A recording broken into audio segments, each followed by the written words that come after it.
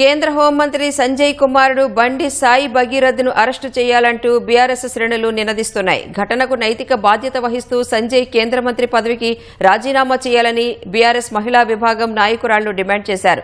తెలంగాణ మహిళా కమిషన్ కార్యదర్శి పద్మజను కలిసి భగీరథ్పై చర్యలు తీసుకోవాలని వినతి పత్రాన్ని అందజేశారు. భగీరథ్ అరెస్టు విషయంలో ఎందుకు కాలయాపన చేస్తున్నారో చెప్పాలని కుత్బుల్లాపూర్ ఎమ్మెల్యే వివేకానంద ప్రశ్నించారు. బండి భగీరథ్ను కఠినంగా శిక్షించాలంటూ మేడ్చల్లో బీఆర్ఎస్ శ్రేణులు ధర్నాకు దిగారు. భగీరథ్ను కాపాడేందుకు రాష్ట్ర ప్రభుత్వం సహకరిస్తోందని ఉప్పల్ ఎమ్మెల్యే బండారి లక్ష్మారెడ్డి ఆరోపించారు. సీఎం రేవంత్ రెడ్డి హోంశాఖ మంత్రిగా ఉండి భగీరథ్ కేసును పట్టించుకోవడం లేదని బీఆర్ఎస్ ప్రధాన కార్యదర్శి జీవన్ రెడ్డి విమర్శించారు. ఏమాత్రం నైతిక విలువలు ఉన్నా మంత్రి పదవికి రాజీనామా చేయాలని జీవన్ రెడ్డి డిమాండ్ చేశారు. రేవంత్ రెడ్డి బండి సంజయ్ది ఫెవికాల్ బంధమని వ్యాఖ్యానించారు. ఆడబిడ్డపై అఘాయిత్యం జరిగితే కనీసం పీసీసీ వైపు నుంచి ఖండించలేదన్నారు.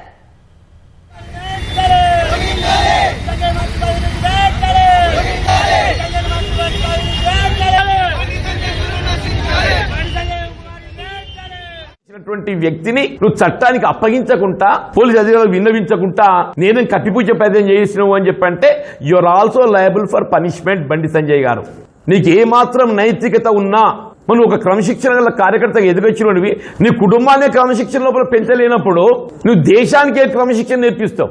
నువ్వు మంత్రి ఉంటావా పోతావా మాకు సంబంధం లేదయా.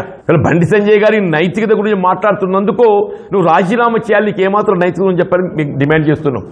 అంటే ఇప్పుడు ఎక్కడికి వచ్చేది ఇస్తుందో రేవంత్ రెడ్డి బండి సంజయ్ ఇద్దరు ఒకడైపోతే ఈ రాష్ట్రంలో ఎవడేం మాట్లాడడం అనే కాడికి వచ్చిందా ఇది.